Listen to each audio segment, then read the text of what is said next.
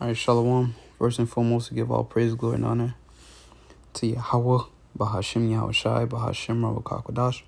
Double honor to the apostles, great millstone, rule well. Peace, love, and blessings also to you, brothers on the highways and byways, giving all diligence to make your call and election sure, and also blessings to the very few sisters out there that are listening, learning, and believing.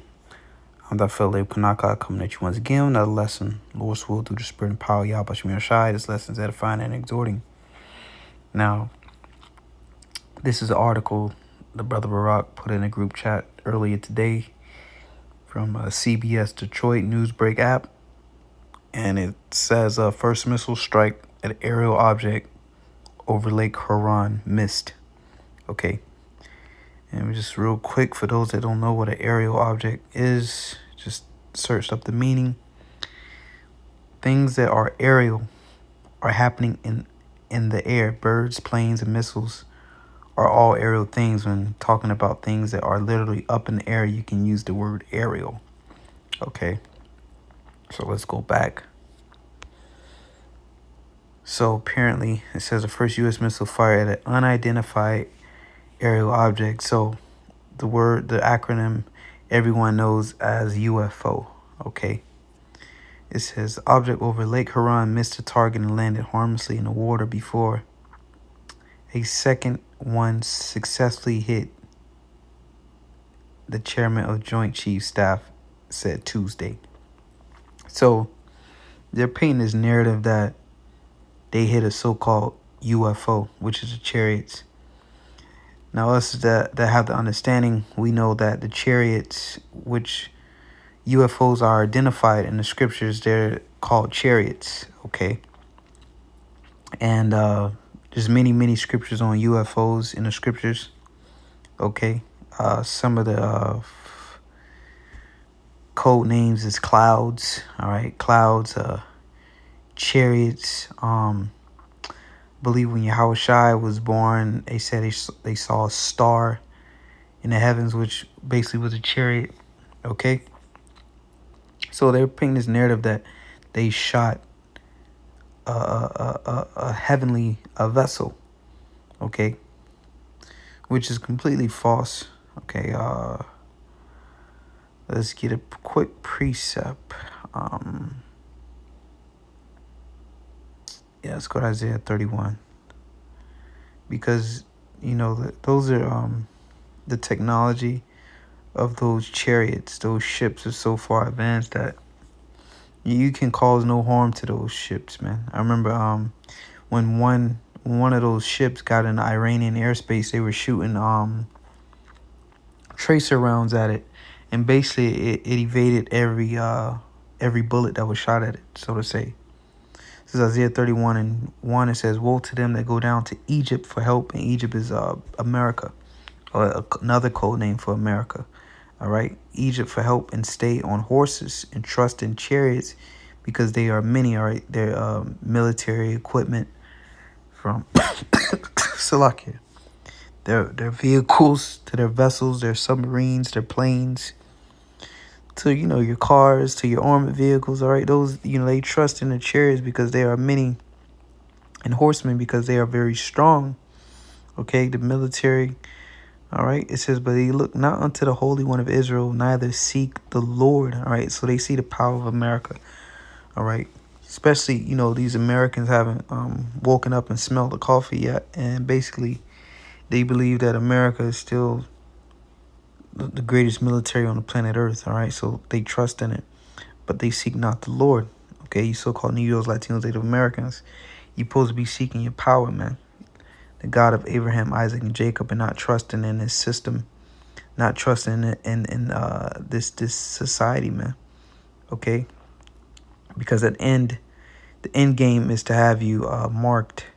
Revelation 13 and 16. Those that trust in this, man, you will be marked. All right. It says, yet he also is wise and will bring evil and will not call back his words, but arise against the house of evil doers. Okay, so the Lord is going to bring evil upon his place. It says, and against the help of them that work iniquity. This is the point I wanted to get to right here. One of them, it says, now the Egyptians are men and not the Most High, and their horses flesh, and not spirit. Okay, so those ships, those so-called UFOs, those chariots, those spaceships are not flesh, man.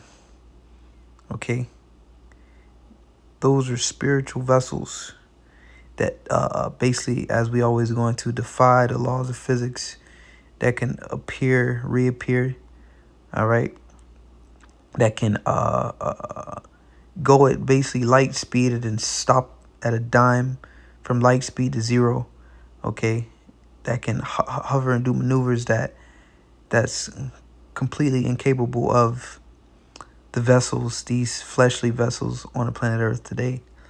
Okay, as the elders always said, the only thing that basically on this planet Earth that can mimic how a chariot moves is a hummingbird. Okay, it can go either direction, not one dimensional. Okay, you don't have to worry about G forces, none of that stuff. Okay, it says their horse is flesh and not spirit.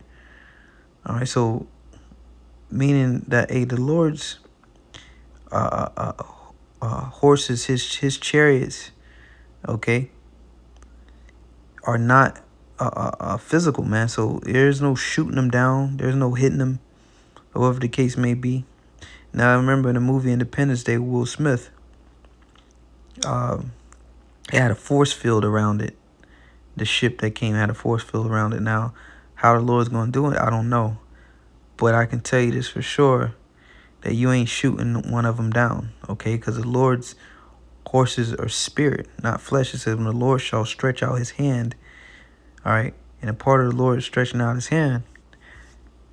One starting with the missiles, but when he sent his son Yahushai, okay, to bring forth that destruction, that deliverance, that's the Lord ultimately stretching out his hand upon this place. It says, both he that helpeth shall fall, and he that is hoping shall fall down, and they all shall fail together. Okay, when Yahushai returns, man, with the heavenly host of angels with an innumerable amount of chariots. Okay, it says, for thus hath the Lord spoken unto me, like as the lion and the young lion roaring on his prey. When a multitude of shepherds is called forth against him, he will not be afraid of their voice, nor abase himself for the noise of them. So shall the Lord of hosts come down to fight for Mount Zion and for the hill thereof. So he's going to come down. So he's going to descend. When you go into that word descend, okay, it means to invade. One of the definitions is to invade, man. So it's literally going to be what you so call an actual alien invasion. And the word alien is just foreigner, okay? Not from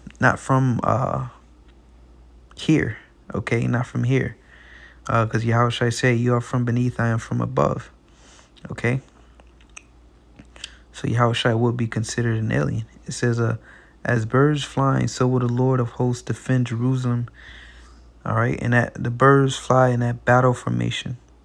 Okay, you see the one bird in the middle, and then is basically shaped like an arch or an arrow. All right, as the birds flying in the military mimics that same basically formation. When you see planes flying in that formation, that's basically what's the word I'm looking for? Display of war, man.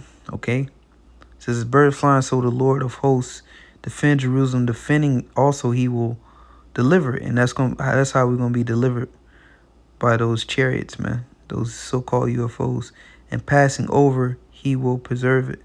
So we're gonna be passed over, Lord willing, we those men. Okay, from the destruction from those missiles. When those missiles are shot off over here on Babylon the Great, aka America, aka Egypt, the Lord's going to pass over us and beam us up. Okay, so I wanted to get to another point here. And go show you, man, the elders, a great millstone. Those truly are the men of the Lord. Because I remember when I came into the truth, 2012, the elder, I believe it's Elder Gabar. I know Elder Gabar was heavy on this type of stuff, but nonetheless, Elder Gabar, Elder Tar, one of them, and maybe even Elder Ramlab, all right, but maybe all three of them. But they spoke about this Project Bluebeam, Okay, and then it's like all these so-called conspiracies from the concentration camps and all of the Project Blue Beam, everything you name it that the elders have spoken about, they're coming to pass, man. And it's beautiful to actually hear. That's why the Lord said, before they spring forth, I tell you, basically, you heard. That's why the elders say you heard it here first through the Spirit and power of Yahweh Shem Yahushai. Because the prophet that speak, that let you know who the Lord is dealing with, because what he spoke is coming to pass. And you can just Google search Project Blue Beam, and there's a lot of stuff that shows up. But as you know, now it's a war on information.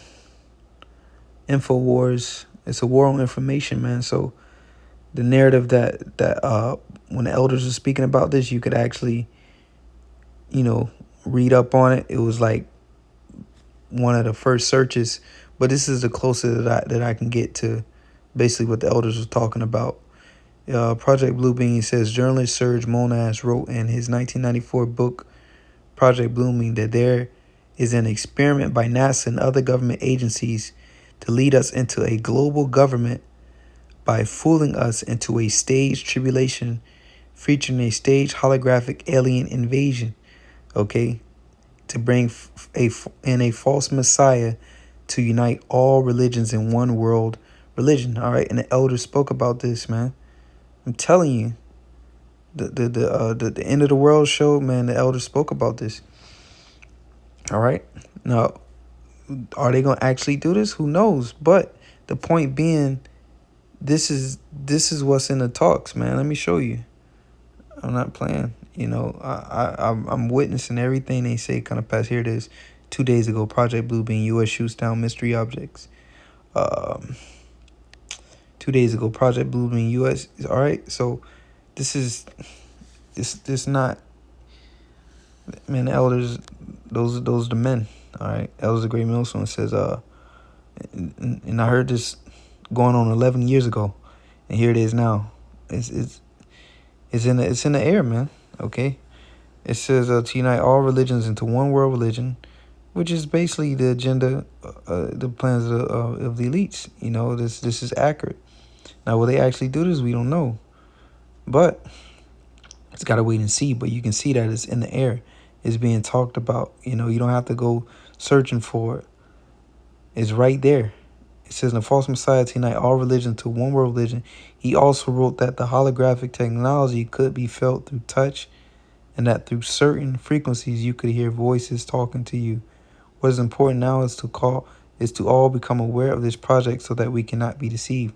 But man, look, the point, we cannot be deceived, man. We already been warned about this from the elders, man, of Great Millstone through the Spirit and power of Yahweh Shem Yahushai. They've been speaking on this. All right, I'm telling you. Listen, I'm telling you, they've been spoke about this. That's why there's no surprise to me. Project Blue Beam, I remember they spoke on this.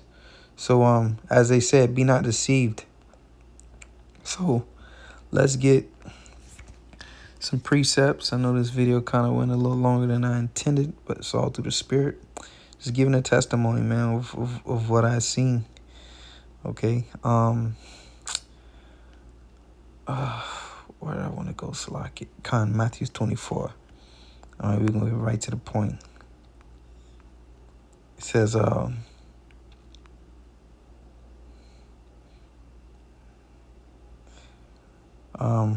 Matthew 24, right, and 24, right to the point, says, for there shall arise false, I'm going to say messiahs, or Christ anointed. I'm going to just use the word messiahs. All right, for there shall arise, because, we don't use the word Christ. All right, his name is Yahweh Shai.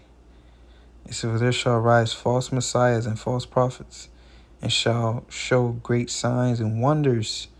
Okay, so we waiting and watching, man. We don't know what they're gonna do, but we're watching. They shall show great signs and wonders, and so much that if it were possible, they shall deceive the very elect. But we're not gonna be deceived, because the elders, through the Spirit and power of Yahweh Shem Yahushai, the Lord has spoken through those men and warned us of these exact things. Here it is, they talking about They shot the ship, man. Come on. Stop it. Stop it. All right. I'm going to close out with this in Revelation 1 and 7. Behold, he cometh with clouds. And when you look up that word cloud, the etymology, all right, because this is accurate, all right? To call it a cloud is accurate because when you look at the word cloud, it just means something that covers or hovers over something, all right? Like when you say, oh, you know, your memory is clouded, all right, meaning it's covered, all right? So when those ships, and what does a cloud do, right? It hovers over the sky, all right? Blocks out the sun. It creates shadows, all right? So that's how those ships is. That's why he called them clouds. All right, this is a great description, but it's written in code. Okay, for those that can receive it. It says, "Behold, he cometh with clouds, and every eye shall see him, because he gonna block the sun out. He gonna cover the skies with those big ships." Second Ezra 13th chapter. It says, and they also which pierced him, and all kindreds of the earth shall wail because of him. Even so, Amen. Okay, when they see him in the air, and they see the laser beams and everything he's shooting out of them ships, they gonna wail because Yahushua. Yahushua is coming to conquer, man. Revelation 1 and 8. I'll close out with this one. It says, I am Alpha and Omega. Go show you this is talking about Yahushua. Alpha is 1. All right, the beginning, I think, of the Greek alphabet, and Omega, the beginning and the ending. All right, so the Most High, he has no beginning, he has no ending. All right, he just exists, ancient of days. So this is talking about Yahushua. It says, Alpha and Omega, the beginning and the ending, saith the Lord, which is and which was and which is to come, the Almighty, the Almighty power. He's been given that power by the Almighty himself, Yahweh. Okay, so that's pretty much it.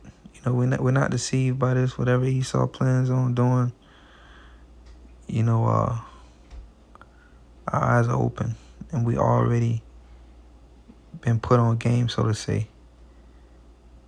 The elect will not be deceived. So that, Lord, souls edifying, giving all praise to Yahweh Shem Yahshai. Till next time, I say shalom.